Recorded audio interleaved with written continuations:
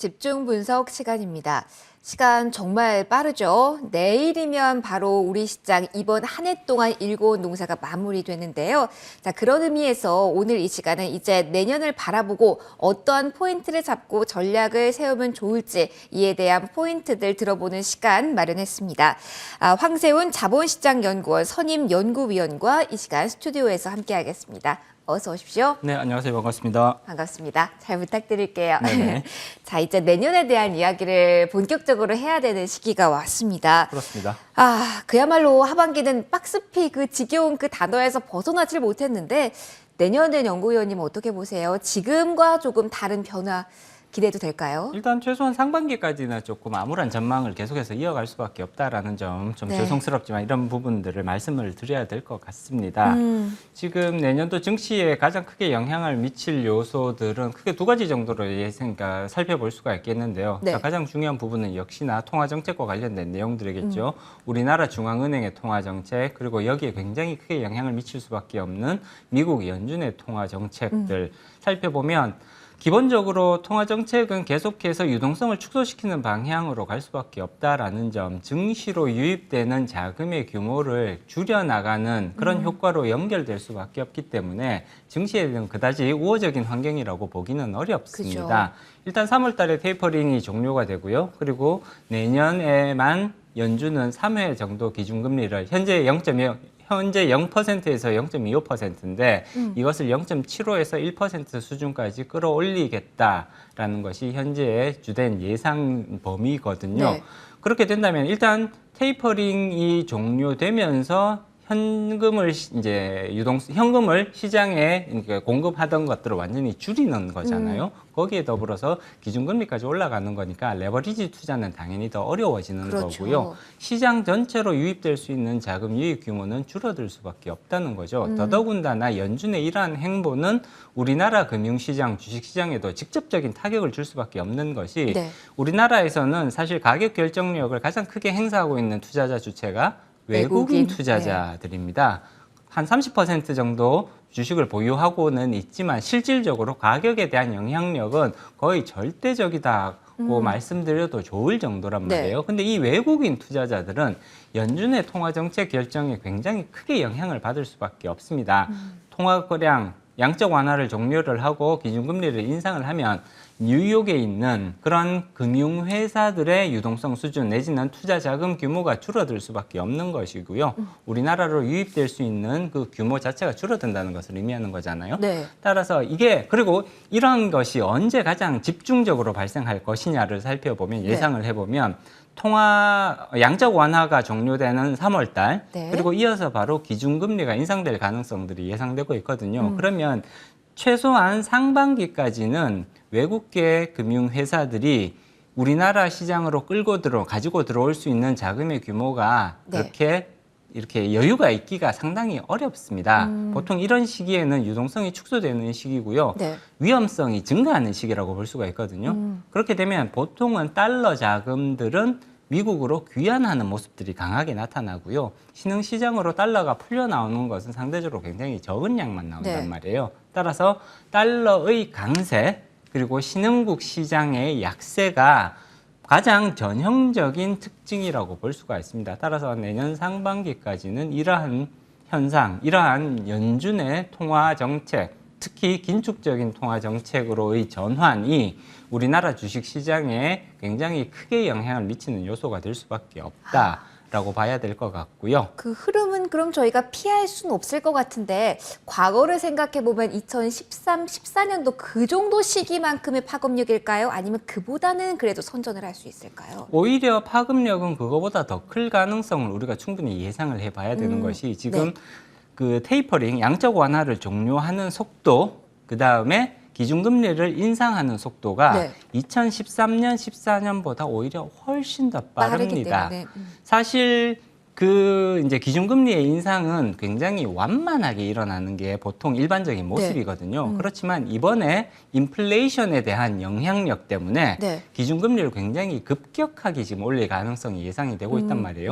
양적 완화의 종료도 1,200억 달러를 줄이는 게 불과 4개월 정도 만에 1,200억 달러, 우리나라 돈으로 140조 원 정도 되는 건데 상당히 짧은 시간에 많은 금액이네요. 많은 금액을 한꺼번에 줄여버린단 네. 말이에요. 그렇다면 금융회사들이 느끼는 압박감은 2013년, 14년에 비해서 훨씬 더 클 가능성이 높고요. 네. 기준금리의 인상 속도도 거의 2배 이상 빠르다고 보셔도 됩니다. 아하. 굉장히 급격하게 올라가는 거기 때문에 네. 이 유동성에 대한 부담은 상당히 클 가능성이 높은 거고요. 그렇기 때문에 외국인 투자자들도 선뜻 한국 시장에 자금을 집어넣기가 상당히 망설여지는 게 집어넣었다가 굉장히 곤란한 상황으로 갈 수도 있지 않느냐. 아하, 대외 환경이 우호적이진 않네요. 그렇습니다. 그리고 또 한 가지가 이제 통화정책과 관련된 거와는 또 별도로 네. 만약에 경제 성장률이 괜찮게 나올 수가 있다. 보통 통화정책이 긴축으로 전환될 때는 경제 성장률이 상승 곡선을 그리고 네. 있을 때 통화정책이 긴축으로 많이 나오거든요. 네. 그리고 이 통화정책의 긴축 효과가 경제의 확장 효과가 어느 정도 상쇄가 되면서 주식시장이 이런 부분들을 이겨나갈 네. 수가 있는데 내년도의 경제 성장률 전망을 보시면 지금 우리나라 같은 경우는 올해 4% 경제 성장률이죠. 네. 근데 내년도에는 3% 초반대 정도의 경제 성장률을 예상하고 있습니다. 경제 성장률은 오히려 올해보다 떨어지는 걸로 지금 예상이 나오고 있거든요. 네. 해외의 경우를 살펴봐도 우리나라에 가장 크게 영향을 미치는 곳이 사실은 중국 경제란 말이에요. 그렇죠. 미국도 물론 굉장히 큰 영향을 미칩니다만 중국 경제가 영향을 미치는데 지금 중국에는 부동산 경기 침체가 부동산에서 이제 경착륙이 일어나지 않을까라는 그런 우려들이 계속해서 이어지면서 네. 내년도 중국 경제 성장률은 올해보다 더 낮은 그래서 5%대로 완전히 떨어져 버릴 그럴 가능성들이 지금 제기가 되고 있단 말이에요. 네. 따라서 경제 성장률 측면에서 봤을 때 오히려 올해에 비해서는 조금 더 낮아지는 모습. 아하. 그리고 이런 와중에 유동성 공급은 줄어드는 주식시장으로 들어올 수 있는 자금의 양은 줄어든단 말이에요. 그럼 그 와중에 한국은행이 1월 아니면 2월 또 한 번 금리를 만지작거릴 가능성이 높게 점쳐지고 있어서 이건 또 어떠한 변수로 작용하게 될까요? 일단은 기본적으로 한국은행은 1월 달 또는 2월 달 양월 하루? 중에 한 번은 네. 기준금리를 인상할 걸로 보입니다. 네. 지금 시장에서는 1월 달에 인상할 가능성도 충분히 있다라고 지금 예상들이 나오고 있는데 저는 개인적으로는 2월 달에 가능성을 더 네. 높게 봅니다만 1월 달이든 2월 달이든 시기의 문제일 뿐인 거고요. 한 번은 한국은 필연적이다. 필연적으로 이제 기본적으로 인상을 하게 될 것 같고요. 문제는 추가적으로 몇 번이나 더 인상을 할 것이냐. 아하. 연준은 지금 3번 인상할 것이다. 네. 우리나라는 올해 기준금리를 2번 인상을 했죠. 그래서 선제적으로 대응한 측면이 있습니다만 연준이 올해 3번을 인상을 하게 된다면 내년에 3번을 네네. 인상하게 된다면 한은도 1월 달, 2월 달에 한 번 인상하고 최소한 한 번은 더 인상하게 될 것이다. 네. 그리고 2번까지도 가능하지 않을까라는 전망을 내릴 수밖에 없겠죠. 이것은 사실 우리나라 통화 정책도 연준과 비슷한 행보를 보임으로써 네. 주식시장으로 들어오는 자금의 양을 줄이게 되는 원인으로 작용할 가능성이 충분히 있고요. 네. 그리고 특히나 우리가 조금 주의 깊게 봐야 되는 부분은 만약에 한은이 내년에 기준금리를 3번을 인상을 하게 되면 네. 우리나라 기준금리가 1.75%까지 올라가는 거거든요. 기준금리가 1.75%라고 하면 은행에서 정기 예금, 정기 적금에 적용되는 금리는 보통 이거보다 1%가량 네. 높단 말이에요. 그러면 2% 후반, 거의 3%에 근접하는 은행 정기 예금 금리가 나올 수 있다는 점이거든요. 네. 이렇게 되면 무슨 현상이 생길 거냐? 작년부터 시작된 머니 무브가 있었죠. 네. 금리가 너무 낮으니까 이 금리로는 예금해봤자 아무런 의미가 없다라고 생각하셔서 많은 분들이 자금을 은행에서 빼서 주식시장으로 옮기셨단 말이에요. 그러면은 근데 3% 정도의 금리가 만약에 가능하다면 다시 은행 쪽으로 자금이 쏠리면서 주식시장에 유동성이 영머니 무브 현상도 가능할 수 있다라는 거죠. 네. 그렇기 때문에 이 금리 상승이라는 것이 금융시장의 판도를 완전히 바꿀 수가 있는 게 만약에 진짜로 정기 예적금 1년짜리 네네. 정기 예적금의 금리가 3%에 도달하게 된다면 영머니 무브 현상이 나타날 가능성을 배제하기가 상당히 어려워진다는 측면이 있습니다. 단순히 뭐 안전자산으로 돈이 간다라기보다는 은행 쪽에 안전적으로 지금 머니가 갈 수 있다는 부분도 저희가 그렇습니다. 염두를 해놔야 되는 따라서 거군요. 이런 부분들까지 감안을 하셔야 될 것 같고요. 네. 기본적으로 긴축적으로 가고 통화 정책이 네. 긴축적으로 가고 있다. 주식시장에서 이게 반가운 소식이 될 수는 없거든요. 그죠. 그리고 경제 성장률도 내년에 그렇게 호락호락하지는 않을 것 같다라는 이 두 가지 가장 중요한 그 방향성을 감안을 할 때 네. 내년도에 물론 이제 중간중간에 항상 이렇게 그 굴곡은 있지만. 굴곡은 있겠지만 실질적으로 올해에 비해서 그 상승폭이 그렇게 두드러지게 높기는 어려울 것 같다라는 전망을 할 수밖에 없죠. 그럼 이러한 전망 속에서 가장 큰 변수로 언급이 되는 게 인플레이션입니다. 그러면 인플레이션에 따라서 금리라든가 다른 유동성에 대한 것도 저희가 염두를 해두고 이에 대한 전략 수정도 저희가 해야 될 것 같은데요. 그쪽은 지금 어떻게 점치고 계신가요? 지금 인플레이션은 우리나라 인플레이션도 중요하고요. 네. 우리나라 인플레이션, 미국 인플레이션을 다 보셔야 됩니다. 특히나 미국 인플레이션을 중요하게 보셔야 되는 것이 미국 인플레이션이 계속 고공행진을 하면 연준은 실제로 내년에 3번 기준금리를 올릴 수밖에 없거든요. 그죠. 인플레이션이 진정되는 모습이 나타나지 않는다면 연준은 3번 기준금리를 올리는 스탠스에서 계속 유지가 될 가능성이 높습니다. 따라서 네. 미국 인플레이션이 어떤 식으로 움직이는지를 보셔야 되는데 지금 11월 달 그 인플레이션 나온 건 6%가 넘었죠. 네. 그리고 여기에 이제 선행 지표 역할을 하는 것이 생산자 물가 지수라고 볼 수가 있습니다. 생산자 물가 지수는 지금 계속해서 고공행진을 벌이고 있거든요. 네. 9%, 10% 계속 넘어가고 있단 말이에요.